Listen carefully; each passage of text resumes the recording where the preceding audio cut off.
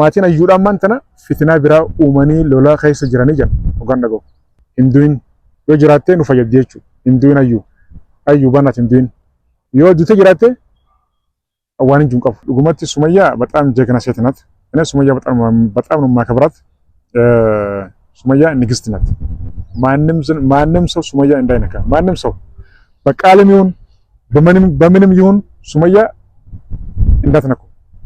እኔ በቃል ነው። እሺ ከዛ በተረፈ ደግሞ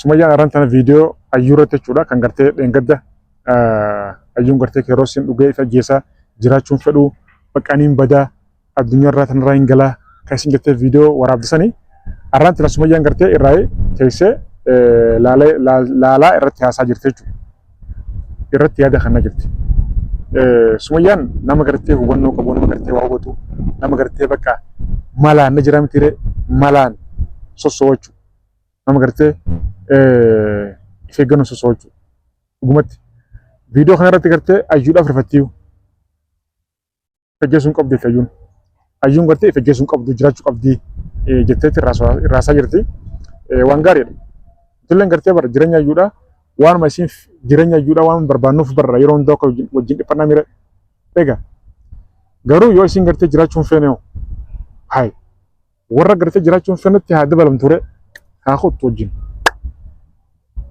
kottu wajjin warra jiraachuu fedhu immoo ni jiraataa jechuudha bakka dubbii acar qaal ነው ማለት ነው acar መንገድ አሰላሙ አለይኩም ወራህመቱላሂ ወበረካቱ ወርደፍታ ሰብራ ሁንዲ ከሰነ በኮም ጀልተነት ነገ ረቢ ስም በረጋቱ akkuma beektan gaa waa'ee ayyuutii fi waa'ee Sumayyaatti wal qabatee jechuudha. Akkasuma gartee Saidoo wal qabatee dheengadde gaa Saidoon gartee niin deema naan jeeti karaa Baardaar na duubaa deeme jechuudha. Akkuma gartee viidiyoo sana waraabee ture. Ammaan tan ammoo oduun jirtu oduu biraati jechuudha. Oduu addaati waan gartee dhugatti soomana kana wajjinis gartee baay'ee gartee dadhabee nu jira. Saniifuu wanni kun gartee hangam takka dhugaadha hangam takka sobaa gartee Allah lama rabbi beeku nama natti hime ayyuun haalli gartee isin gartee oofaa jirtu kuni dhugatti sirrii miti. Gadda keeroksin dhugaattee keeroksi darzana walleenu koompaanii keeroksi hojii waliigaltee gootensaa intaloon tuni hafuurna kuttee jirti jechuudha. Yoo xiqqootte niin dhugomatti ifin ajjeesamatti. Haati ilmaan sagaleetu meeqaaddu ani aareen jira gotti aareen jira. ዋንማን ዲሱ ዋንማን ጁራ ወላለ ጅራቹ ሱመያ ገርቴ ነማ ሻጥር ነማ ገርቴ ጎበዝይዳ በጣም ጀግና ሴት ናት ሱመያ በእውነት ሱመያ ገርቴ ጀቻን የዋን ገርቴ ሂንታን እንትቁን ይመርባችሱ ሱመያን ነማ ገርቴ ኦብሰ ቀቡ ነማ ገርቴ ብልጥ ነማ ገርቴ ዋሁበቶቹ ሱመያን ጋፋ ዱፍተለ ማቲ ሰይዶዳ ዚያርቴ ደምቴ ማና ገርቴ ቢተዳይተለ ገርቴ ደምቴ ዋንሰን ማና ሰንለ ገርቴ ረቢ ሀባሱፊ ኸፈልቴ ጎቴቹ ራወቴቹ ammas maatii sidhaa ziyaaruudhaaf Baardaar deemtee jechuudha. Saidoon hangammatti gartee asumaayee mala baasaa jira. Akka inni deemu dhorkaa jirti jechuudha ayyuun tun. Amma dheengadda niin deemaa jenne biraa deeme. Niin deemaa jee dhokotee hagartee nuti hojii deemnaa jennee waliigallee jirru deemee jira jechuudha. Garuu wanni tahame waan biraa jiranii jechuudha. Ani hangam takka dhugaadha hangam ammallee qorachaan jira. Ayyuun dheengadda bilbila yeroo dhibbata kada golte jalaan kaasne halee galgalaan deebiste golte jalaa siin kaasne jechuudha. Arrammoo mee intaloon tun maalma feetii jeetiin dawwaleef bilbilli cufaadha hin dalagu. Hundaafuu arraan tana wanni jira dhugatti rabbi gartee dhugaa hin godhini rabbi dhugaa hin godhin silaafoon nama waloolnis waanuma jiraati namaan gartee wal buunis waanuma jiraati noormaali garuu yoo teelle jechuudha. Inshallah rabbi dhugaan godhini hundaafuu mee hanga dhumatti na wajjin turaadha viidiyoo laak share godhaa namoonni gartee yaasu biraa subscribe godhaatii maayitaadha wanni jiru maal beektanii gaas dhugaadha Sumayyaan maatii sibiidhaa dhibbee jirti maatiin Sumayyaadha gartee ilmaan daa'imman kana kiristinaa haasnaa janiiti dhibbaa irratti irraan gaa jiran obboleettiin Sumayyaatii fi haati Sumayyaallee gartee dila samarallee miti haati Sumayyaa gartee nama gartee qishoo gartee amantii keessa hubatu waan ta'echa dila samarallee miti garuu namni gartee ammaan tana gartee dhibbaa gartee irraan gaa jiru obboleettii Sumayyaati jechuudha. Fi namoota ni jiran ture namoota ollaadha daa'imman kana gartee kiristinaa haafnaa atilleen amantii ortodoksii keessa bahuun qabdu itti deebi'uu qabdaa jedhanii kana gartee dhibbarraan godha jiran. Nuti ni deemnaa jennee waan takka takka sodaannee qorachaa hubachaa maali akkamitti deemnaa yoo deemne hoo eessa buunaa Sumayyaa akkamitti harkannaa gandi isaanii maali kana qorachaa jirra turre jechuudha kana hunda dura.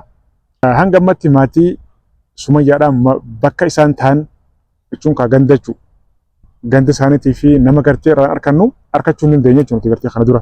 Amma gaa ani Sayidoodhaan gartee dhumarratti waliin jeeni ilmaan kuni yoo gartee kiristinnaa kaasan ta'ellee daa'imman gartee waan feetuu feetu amantii ortodoksiidhaa galchi feetu amantii waaqeffataa galchi feetu amantii beenxeedhaa galchi daa'imman gartee waan irraa beekan waan hin qabne jecha saniif kun gartee waan sillee dhiphisu hin qabu daa'imman gartee yeroo gartee ififuu gartee guddatan yeroo gartee if baran karaa gartee irra isaaniif caalu isaanuu filachuu danda'anii ati waan asirra jiru nageenya isaanii eeguu qofa dandeessa jechuudha.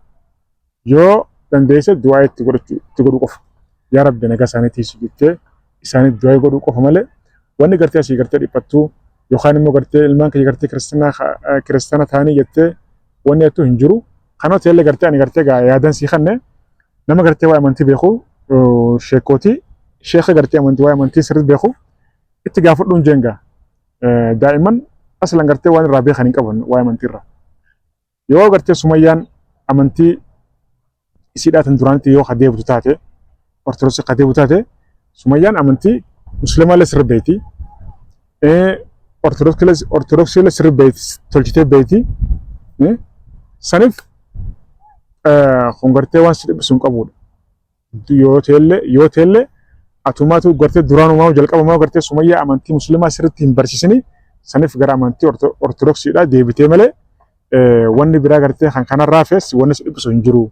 Tasgabbaayiti waan gartee godhamu qabu tiyaadiitii godhiin jeen hojjedhuun jeeni amma kanarratti gadheen gadda nin deemaa jee deemee jechuudha. Waggaanni gartee nin deemaa jee deemu karaa bu'u ayyuulleen kirooksiin dhugattee kunoo kirooksii jedhamu maali if dura guurtee nin du'a siboo intaloon tun antan ajaa'ibanatti yoo ijoollummaatti jira jenne immoo namni isiidhaa gajiitu daa'imni gartee miilaan deemu akkasii kanan godhatu.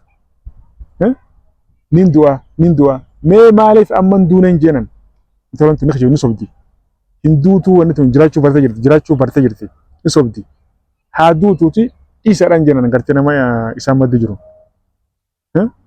Yoo xiqqootte nin du'a an amman du'a kilooroksii koompaan hojii waliigalteen isaa mana walii qabattee kanaan dhugaa wannumaan sanuu bar feekedha moo orjinaala moo jettee laaltii bar viidiyoo sirriitti yoo gartan gadhiisin jira yuutuubii kiyya isaa lammaffaa xiqqaa irratti feekedha moo mee namni duu fedhu calama jee bar kutaa bar namaan hin maratuu bar fedhallee eega intaloon tun maal nu baaste jechuudha yoo gorsaa halkanii guyyaan gorsaan jira yoo gartee waan isin barbaaddu obboleetti kana feetaa hoo seedoodhaan garteen sababa siidhaa yeroo miqaan gartee seedoodhaan gartee waliin bu'ee jechuudha. Biyyoon tun gartee sababa keetii maatiidhaan waliin buutee si'echaan illee gartee kunoo atillee gartee siidhacha gartee kunoo nama eegaa waliin buutee ilmaan keetillee gartee faca'ee jira.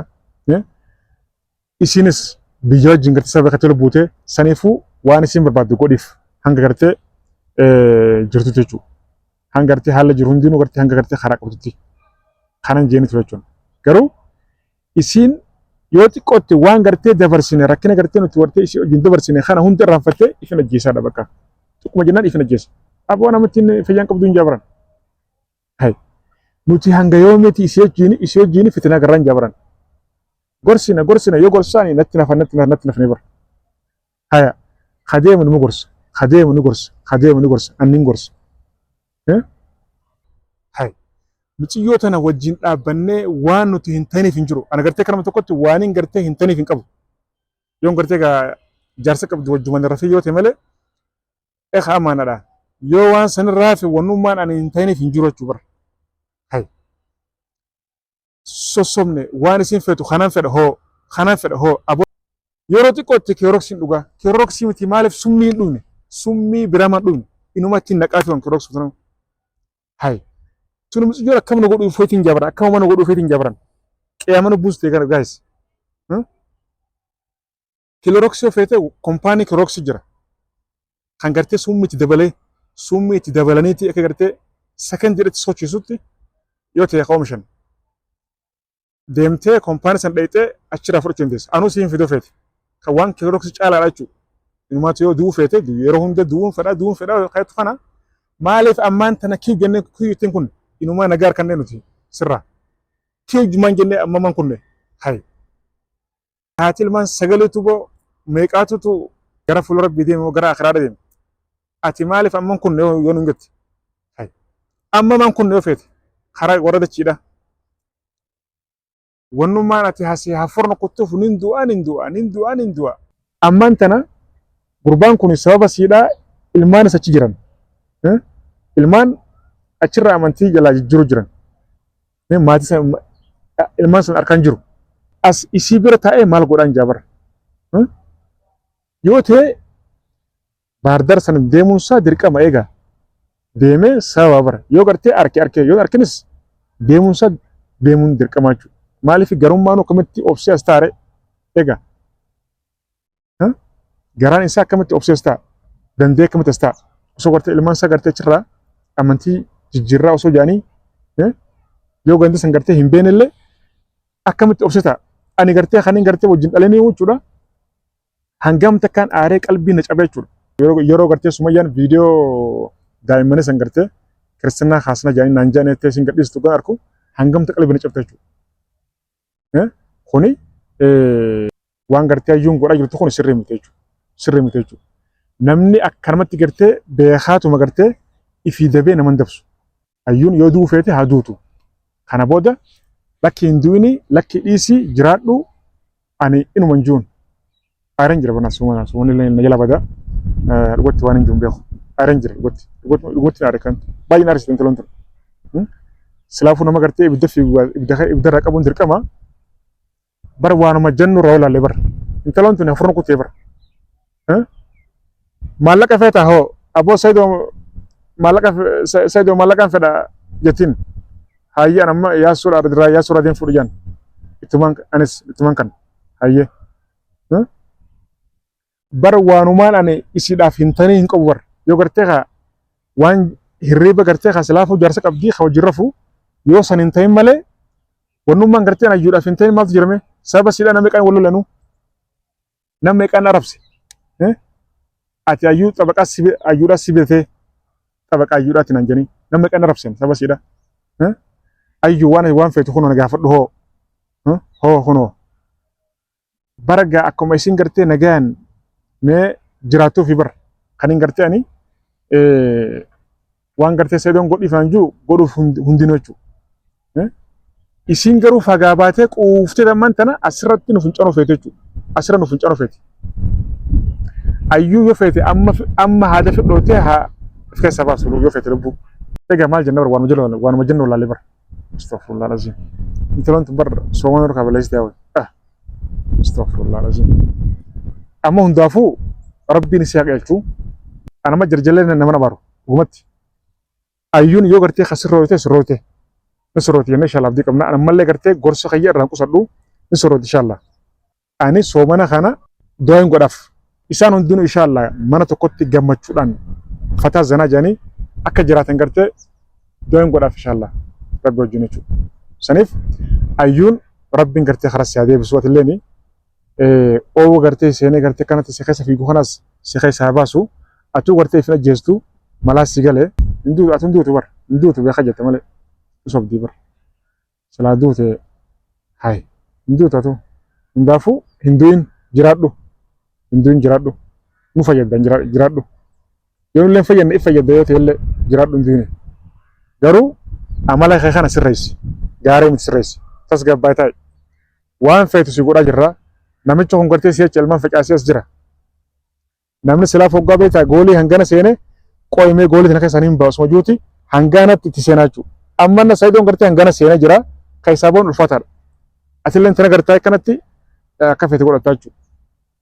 Saniif taa'e maatiin hayyuudhaan maan tana fitinaa biraa uumanii lolaa keessa jiranii jira hoggaan dhaga'u. wanni gartee sudah leen tan mabar garuu ammaan tana gartee haara isin keessa jirtu irraa qaban qabu dhugaa dubbatan jechuudha.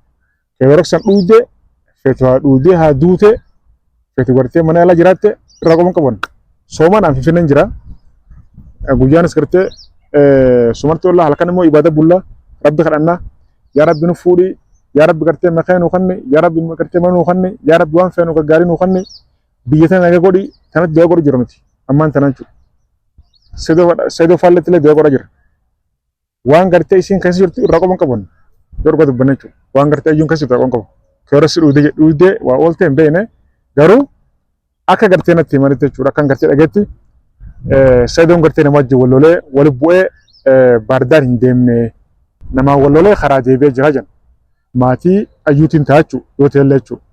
Maatii ayyuutiin wallolee karaa deebi'ee jira.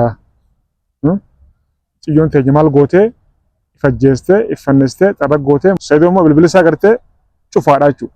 Yeroo fedhe chaarjii jaa yeroo fedhe maal ta'a baxxaaraa jaa waanuma garaagaraa sababsata sedoonis dhugaadha bilbila isaa gartee chaarjii yoo ummatti kaani osuma chaarjii 60-80 qabuuti 0 jaa jinni seenensaa bilbila isaa leedha bilbila isaa amala akkasii qabu garuu dawwalaaf cufaanan jaa ani Adaamallee hin deemne asin jira Finfinneen jira nin deemaa jetee yaadee ture beeta naamni janne almuhim inshallah yoo gartee kadee butee ni hordofetin isin biraan gaa yoo gartee hanga galgalatti yoo bilbila jalaa kaasu ta'e yoo kabanu ta'e hordofee waan jiru isinitti hima inshallah inni gartee viidiyoo isin warabata maatiin ayyuudha immoo yaa'ii godhaa jiran jechuudha. Isaanis ammaan tana muciyyoo teenya gartee akkanatti magaala baastee maal gootee ammaan tana immoo yoo isin fajjeeste sitti gaafatama yoo isin waa taate sitti gaafatama mataa keetirraa hin buunu maali kana jechaan jiran jechuudha kan dhaga'utti obboleessa ayyuudhaatiin wali bu'anii waan jedhamu jira obboleessa ayyuu sanis akkuma fedhe godhata inni sila gorsu qaba bar amma isin daafun itti waan ta'an illee dubbannu rabbiin gartee nagaa haa buusu isinis du'aa godhaadha ayyuu ammoo rabbiin gartee karaa gaarii haa qabsiisu jaasi du'aa godhaafi du'aa nurratti godhaadha hinduun yoo jiraatte nu fayyaddi jechuudha hinduun ayyuu bannaat hinduun yoo duute jiraatte waan hin qabu yoo jiraatte immoo hinduun taa'eetii jireenya ka jiraadhu taa'eetii waan gartee harkatte fataa zanaa jiiti ittiin jiraadhuun sun jaanii kan kanarraaf immoo bannaatti nagaa nuuf kan ayyuu yoo jiraatte nagaa nuuf kan yoo jiraatte nagaa nuuf kan yoo hin jiraatin immoo nagar kanneewu maa gonare si miti haa tilmaan sagaleetu meeqaa badee meeqaa tokko jechuudha akkas inshallah du'aa godhaadha viidiyoo laakshar godhaa namoonni gartee yaasuu biraa sabskiraayib godhaatii maayitaadha waan jiru immoo hordofee isin biraan hin gaachuu uummata keenya qaalee. Assalaamu alaikum.